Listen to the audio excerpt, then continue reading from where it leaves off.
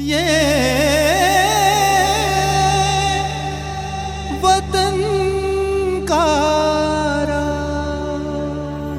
वतन का राग सुनने वाले सभी श्रोताओं को हमारा नमस्कार। गंगा तरंग रमणीय जटा कलापम गौरी निरंतर विभूषित वाम भागम नारायण प्रिय मनंग मदापहारम वाराणसी पुरपतिम भज विश्वनाथम। महाभारत में महर्षि वेदव्यास के शब्दों में अंकित काशी जन जन को प्रिय है। संस्कृति के रंगों में ऊंघती, जागती और जगाती काशी गांधी जी को भी भाई थी। उन्होंने लगभग 13 बार काशी की यात्रा की थी। स्वाधीनता के संघर्ष का पहला शंख सन 1916 में गांधी जी ने यहीं निनादित किया था। फिर सन 1920 का साल, कलकत्ता अधिवेशन में असहयोग की घोषणा के बाद देश भर में राष्ट्रीय शिक्षा कार्यक्रम के तहत विद्यापीठ खोले गए। काशी विद्यापीठ भी उनमें से एक था, जो प्रथम गांधी आश्रम की स्थापना से जुड़ी सक्रिय गतिविधियों का केंद्र बना। 20 फरवरी सन 1920 को गांधी जी तीसरी बार बनारस आए। 21 फरवरी को छात्रों को संबोधित किया। चौथी बार गांधी जी 30 मई सन 1920 को बनारस आए। लाला लाजपत राय की अध्यक्षता में हुई कार्यसमिति की बैठक में उन्होंने भाग लिया। जलियांवाला बाग की रिपोर्ट पर सबने दुख जताया। इसके बाद युगांतरकारी असहयोग आंदोलन का प्रस्ताव पहली बार गांधी जी ने यहीं रखा। इस तरह काशी नगरी भारतीय स्वाधीनता आंदोलन की साक्षी बन गई। 5वीं बार गांधी जी 24 नवंबर सन 1920 को बनारस आए। 3 दिवसीय इस प्रवास में विदेशी सरकार से चलने वाले शिक्षण संस्थाओं के बहिष्कार का मुद्दा भी उठा। मालवीय जी विपक्ष में थे और गांधी जी पक्ष में। गांधी जी के आह्वान पर आचार्य कृपलानी ने 50 छात्रों के साथ बनारस हिंदू विश्वविद्यालय छोड़ दिया और काशी विद्यापीठ में प्रवेश लिया। चंद्रशेखर आजाद विद्यापीठ के कुमार विद्यालय में संस्कृत पढ़ रहे थे। उन्होंने असहयोगी संस्कृत छात्र समिति बनाई और सरकारी कॉलेज की परीक्षाओं का बहिष्कार हुआ। फिर गांधी जी ने कई सभाओं को संबोधित किया, जिसमें असहयोग के दर्शन को आम लोगों को समझाया गया। 26 नवंबर सन 1920 को बनारस के टाउन हॉल में 20,000 से अधिक लोगों की भीड़ एकत्रित हुई। इस सभा में गांधी जी ने ब्रिटिश प्रशासन के शोषण तंत्र को अच्छे से बताया और विदेशी वस्तुओं के बहिष्कार का महत्व स्पष्ट किया। गांधी जी ने कहा कि सत्याग्रह यानी सत्य बल के सिद्धांत के आधार पर हम पूर्ण स्वतंत्रता प्राप्त करेंगे। सत्य की खोज प्रतिद्वंद्वी के खिलाफ हिंसा दूर करती है, जो बिना गलती के धैर्य और करुणा से होना चाहिए। करुणा सुनो श्याम मोरी, करुणा सुनो श्याम मोरी, करुणा सुनो श्याम मोरी, करुणा सुनो श्याम मोरी।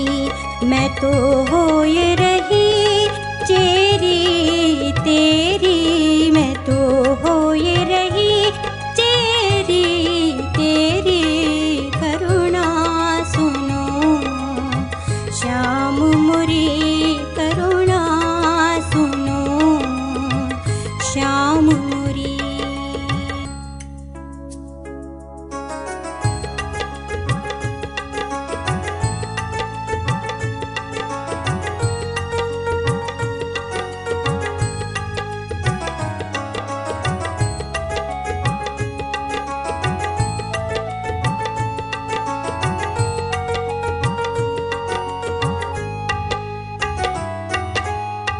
दर्शन कारण भई बावरी, दर्शन कारण भई बावरी, बिरह बिथा तन घेरी,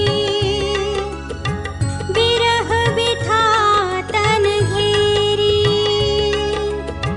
तेरे कारण जोगन होंगे, दूंगी नग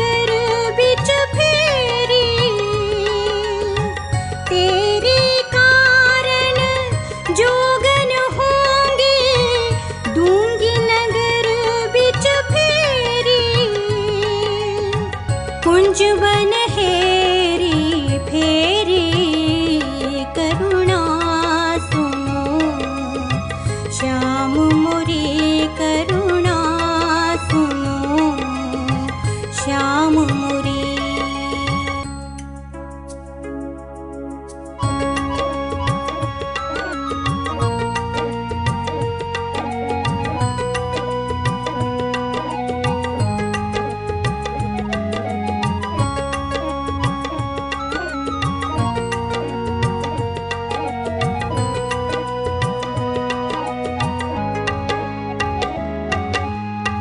अंग भभूत गले मृग छाला, अंग भभूत गले मृग छाला, यूं तन भस्म करूंगी, यूं तन भस्म करूंगी। अज हुन मिलिया राम विनाशी, बन बन बीच फिरूंगी। अज हुन मिलिया राम विनाशी, बन बन बीच फिरूंगी। रोनित टेरी टेरी करुणा सुनो, श्याम मोरी करुणा सुनो, श्याम मोरी।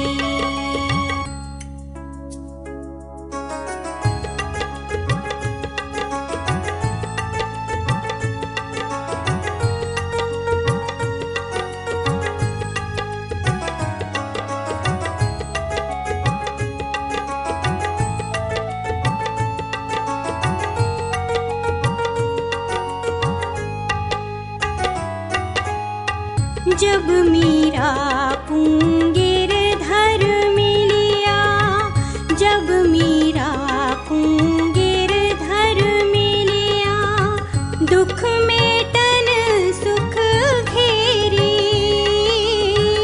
दुख मेटन सुख घेरी। रोम रोम साता भयूर में मिट गई हेरा फेरी। रोम रोम साता भयूर में मिट गई हेरा फेरी। रहूं चरणन तर चेरी, करुणा सुनो, श्याम मोरी करुणा सुनो, श्याम मोरी। बनारस की उस सभा में नगर की मशहूर कला साधिका गणिकाएं हुस्नाबाई के नेतृत्व में गांधी जी को सुनने आई थीं। संगीत के 7 सुरों से परे ये आह्वान कई लोगों के मन को जागृत कर गया। इनमें जो सबसे अधिक गांधी जी को समझ पाईं वो थीं विद्याधरी बाई, जिन्होंने गांधी जी के एक एक शब्द को आत्मसात किया और उसे जीवन में उतारा।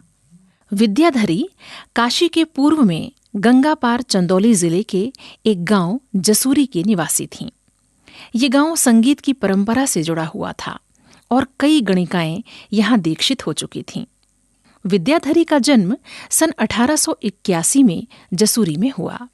पिता सरयू राय और मां थीं मट्टा देवी। बनारस की लोक परंपरा के पूर्वी अंग की शिक्षा उन्हें मां से ही मिली। उनके दादा परसोत्तम राय ने भी उन्हें कई पुरानी बंदिशें सिखाईं।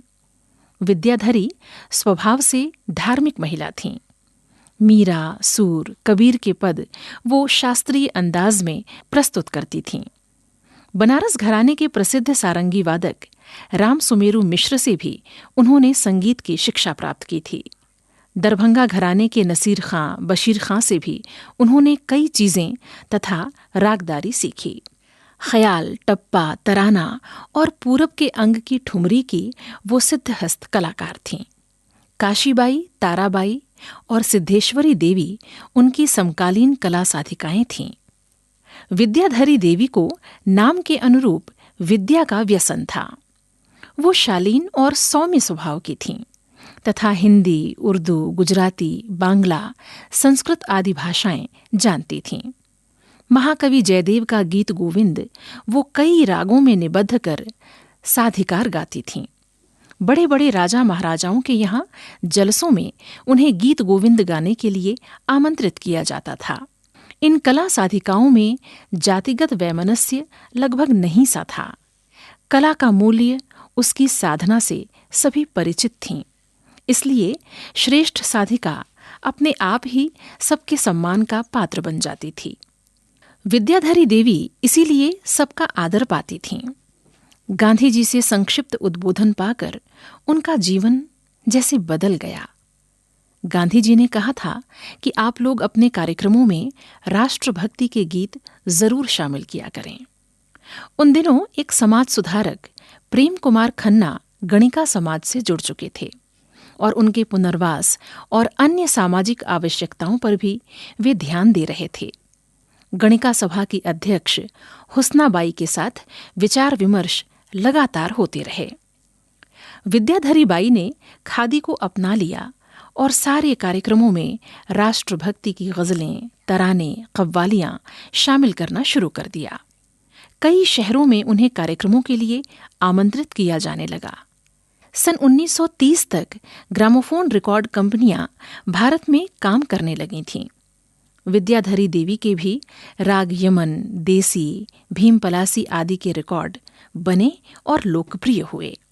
विद्याधरी खुद लिखती थीं और उनकी लिखी एक नज्म भारत न रह सकेगा हरगिज गुलाम खाना खूब मकबूल हुई और क्रांतिकारियों की जुबान पर चढ़ गई।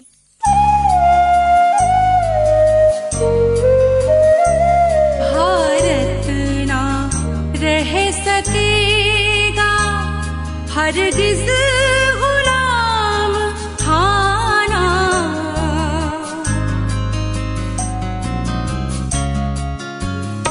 भारत ना रह सकेगा हरगिज गुलाम खाना, आजाद होगा होगा आता है वो ज़माना,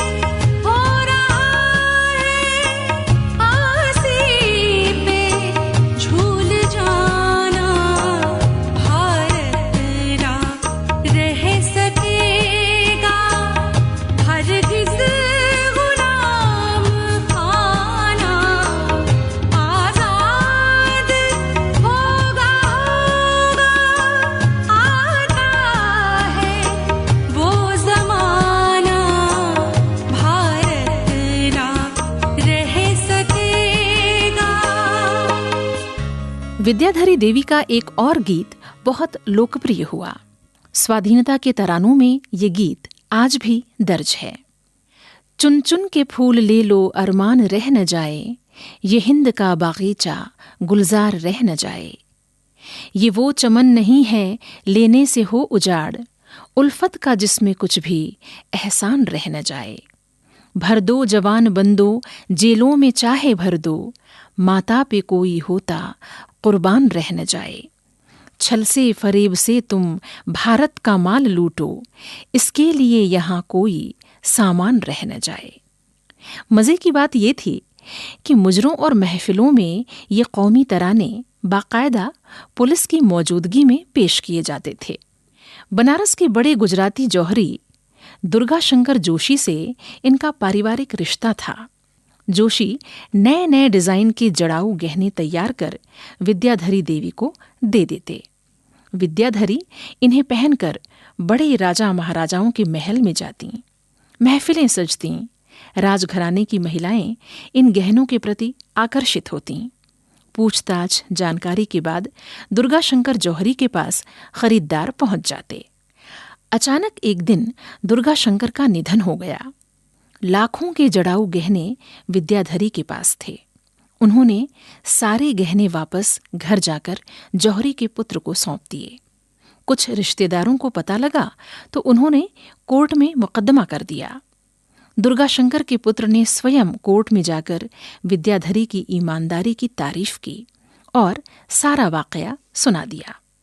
इस घटना के बाद से विद्याधरी देवी का सम्मान और बढ़ गया। बनारस उन दिनों कई क्रांतिकारियों का अड्डा बन चुका था, विशेषकर बंगाल के क्रांतिकारियों का। विद्याधरी आवश्यकता पड़ने पर उन्हें गुपचुप रूप से धन मुहैया कराती थीं। विद्याधरी के पास पैसे का कोई अभाव नहीं था। कई क्रांतिकारियों को वो घर में पनाह देती, उन्हें छिपा लेती, कहती बाहर के कलाकार हैं, सीखने आए हैं। विद्याधरी की लिखी रचना गांधी के कई बाग पर बाकायदा नृत्य रचना प्रस्तुत की जाती थी। उम्र के अंतिम दिनों में वे अपने पैतृक गांव जसूरी चली गई थीं। उन्हें संतोष था कि उन्होंने देश को स्वतंत्र होते देखा। 10 मई सन 1971 को लगभग 90 वर्ष की आयु में इस कला साधिका ने अंतिम सांस ली। चुन चुन के फूल ले लो अरमान रह न जाए, चुन चुन के फूल ले लो अरमान रह न जाए, चुन चुन के फूल ले लो अरमान रह न जाए। ये हिंद का बगीचा गुलजार रह न जाए, ये हिंद का बगीचा गुलजार रह न जाए, चुन चुन के फूल ले लो।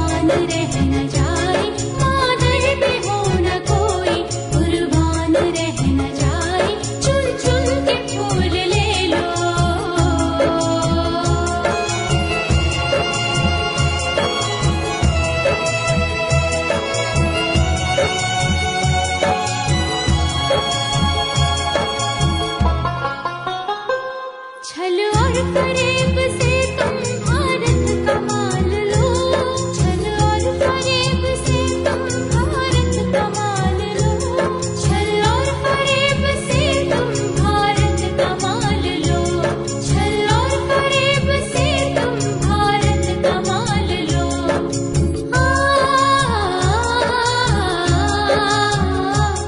उसके गुजर का कोई सामान रह न जाए, उसके गुजर का कोई सामान रह न जाए, चुन चुन के फूल ले लो।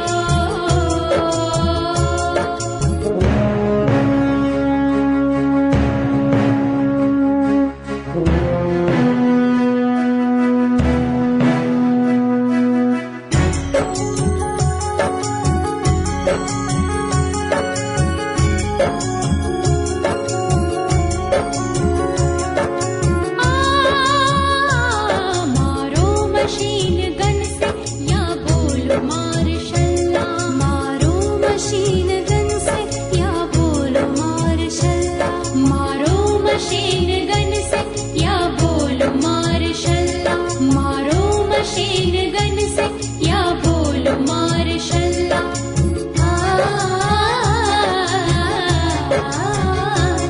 ईसा मसीह की भी कुछ आन रह न जाए, ईसा मसीह की भी कुछ आन रह न जाए, चुन चुन के फूल ले लो, अरमान रह न जाए, ये हिंद का बगीचा गुलजार रह न जाए, ये हिंद का बगीचा गुलजार रह न जाए, चुन चुन के फूल ले लो। अभी आप सुन रहे थे कार्यक्रम वतन का राग। मार्गदर्शन श्री शिवशेखर शुक्ल, समन्वय श्री संजय यादव, प्रस्तुति स्वराज संस्थान संचालनालय, संस्कृति विभाग, मध्य प्रदेश शासन, भोपाल। ये वतन का